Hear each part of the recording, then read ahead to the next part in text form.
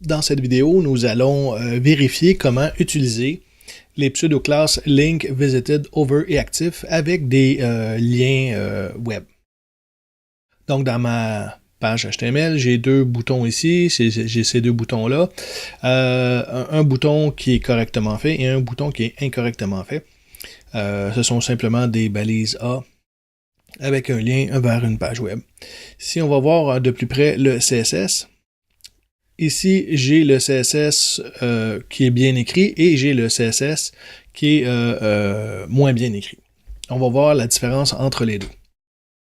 Un bouton, lorsqu'on commence à jouer avec Link, Visited, Over et Active, ce que ça nous permet de faire, c'est d'avoir des survols sur nos boutons. Et bon, j'ai un hover ici, on voit le hover est en jaune. Et quand j'active le bouton, donc quand je clique sur le bouton, il devient rouge. Donc, j'ai le hover et l'active.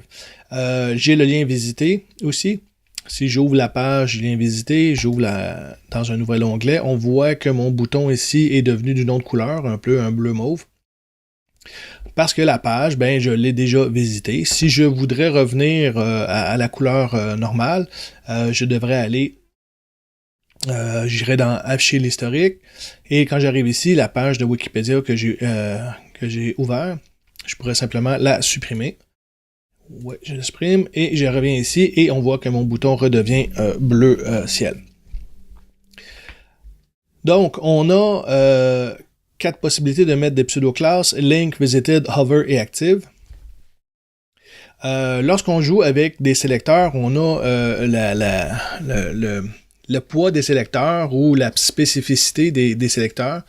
Donc, on peut savoir quel sélecteur va être affiché à l'écran s'il y a plus de spécificité dessus ou si le poids des sélecteurs est plus grand. Donc, ici, le poids du sélecteur, on a un Link, Visited, Over, Active. On a sur les 4 sélecteurs, on a un pseudo-classe.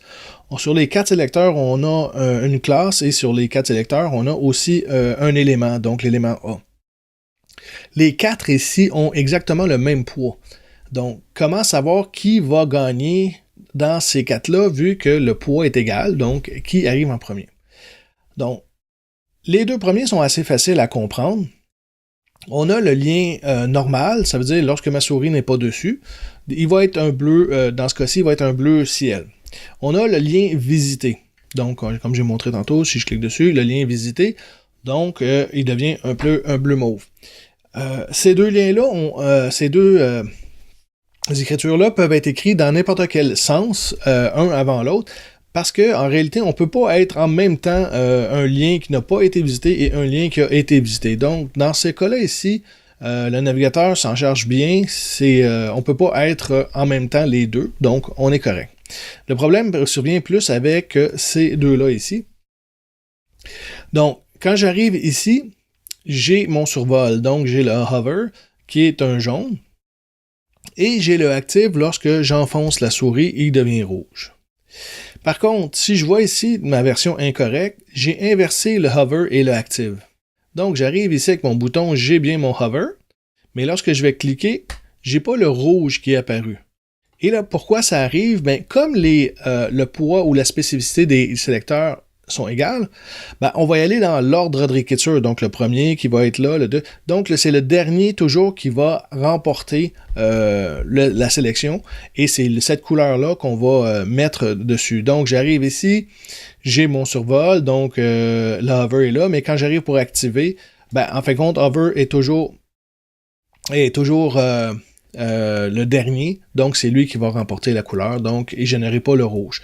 Donc c'est pas une bonne façon d'écrire ici, il faudrait toujours suivre un ordre logique d'écriture. Et là, ben, dans quel ordre qu'on va les faire? Un étudiant que nous avons eu il y a quelques années nous a trouvé une mnémonique, donc une phrase pour retenir l'ordre.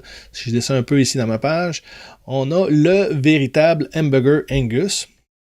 Donc, le L ici pour Link, véritable pour Visited, le H hamburger pour Hover et A pour Active.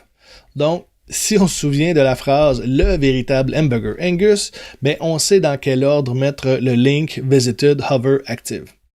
Donc, c'est une façon rapide de se souvenir dans quel ordre qu'on peut mettre nos pseudo-classes sur des liens.